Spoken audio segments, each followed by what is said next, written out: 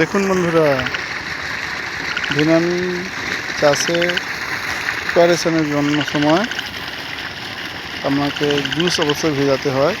এই জুস দেওয়ার জন্য আমাকে কুঁড়া, গুড়, ইস্ট, বাদাম খোল এবং আটা মিশিয়ে তৈরি করতে হয়, যেটা 48 ঘন্টা মিনিমাম আপনাকে ভিজিয়ে রাখতে হবে, তারপরে মারতে হবে।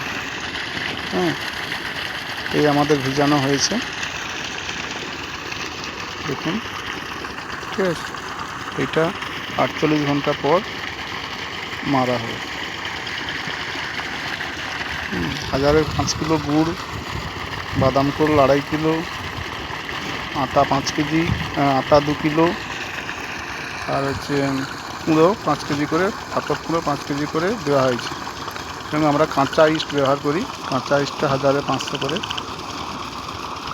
দিয়ে মিক্সার তৈরি করে ভিজানো হয়েছে, যেটা 48 ঘন্টা পরে মারা হবে। মাছ ছাড়ার আগে আপনাকে অন্তত 3টি জুস অবশ্যই ব্যবহার করলে খুব ভালো।